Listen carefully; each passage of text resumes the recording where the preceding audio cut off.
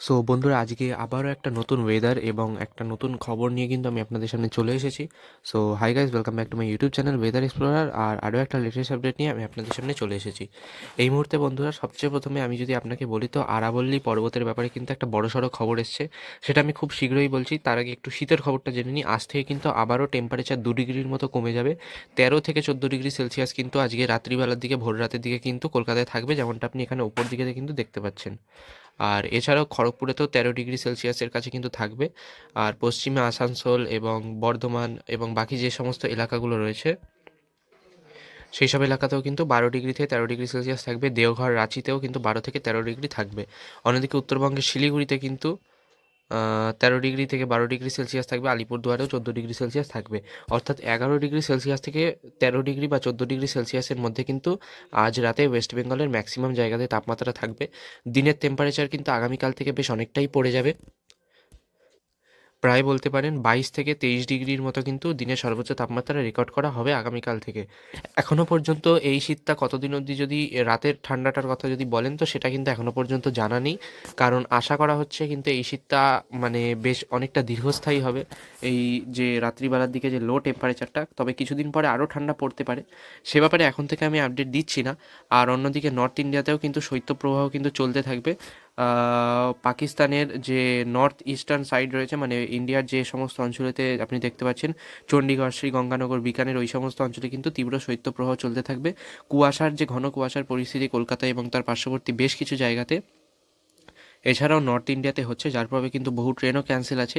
সেই সমস্ত কুয়াশার পরিস্থিতি কিন্তু চলতে থাকবে টানা আগামী বেশ কয়েকদিন। তারপরেও কিন্তু চলতে থাকার সম্ভাবনা রয়েছে। আমি আপাতত আগামী 3-4 দিন অবধি খবর বলছি। এবার দেখুন বন্ধুরা, আমি যদি আরাবল্লী পর্বতের কথা বলি, তো সরকার আরাবল্লী পর্বতের ব্যাপারে একটা খুব ভয়ানক ঘোষণা করেছে।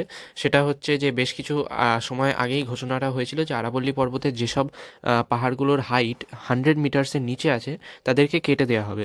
মানে মাইনিং করার জন্য, খনি বিভিন্ন জিনিসপত্রের খনন করার জন্য কিন্তু সেই পাহাড়গুলোকে নষ্ট করে দেওয়া হবে, এবং যাদের উচ্চতা 100 মিটার্সের ওপরে আছে তাদেরকে একমাত্র রেখে দেওয়া হবে।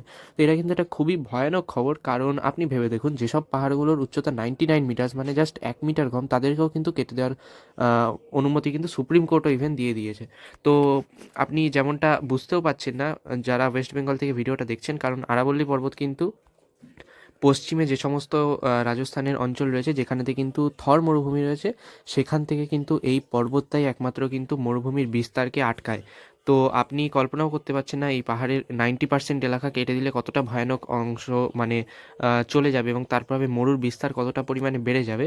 এর প্রভাবে কিন্তু ভারতের যে এয়ার পলিউশন রয়েছে, সেটা কিন্তু ভয়ানক লেভেলে বেড়ে যাবে, এবং মানুষের বেঁচে থাকাও কিন্তু খুব কষ্টসাধ্য হয়ে যাবে। ওয়েস্ট বেঙ্গলের যদি আমি কথা বলি, তো ওয়েস্ট বেঙ্গলে যে কতটা কী প্রভাব পড়বে এখন থেকে বলা যাচ্ছে না।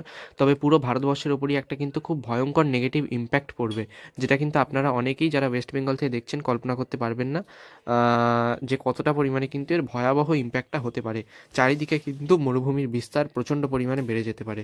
সেই জন্য অবশ্যই করে আমি ওয়েস্ট বেঙ্গল থেকে তীব্র প্রতিবাদ জানাচ্ছি, এবং আপনারাও সবাই অবশ্যই করে প্রতিবাদ জানান। কারণ যদি শিক্ষিত মানুষ ঘরে বেকারের মতো বসে থাকে, এবং যারা কম পড়াশোনা জানে বা পড়াশোনা করেনি সেরকম মানুষ যদি দেশ চালায়, তবে দেশের তো এরকম অবস্থা হবেই।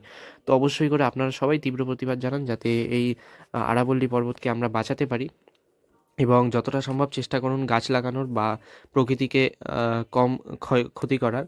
আপনি যতটা সম্ভব পার্সোনাল গাড়ি কম নিয়ে বেরোবেন, ততটা কিন্তু পরিবেশের তে ধোঁয়ারও পরিমাণ কম হবে। আপনি চেষ্টা করবেন পাবলিক ট্রান্সপোর্টেশনের যতটা সম্ভব ইউজ করার। খুব এমার্জেন্সি না হলে পার্সোনাল গাড়ি না ব্যবহার করেই চেষ্টা করবেন। আমিও কিন্তু তার চেষ্টা করছি। তো বন্ধুরা, আজকের জন্য এটুকুই। দেখা হচ্ছে আরও একটা নেক্সট ভিডিওতে। আশা করছি আরাবল্লী পর্বতকে আমরা বাঁচাতে পারবো। Good bye.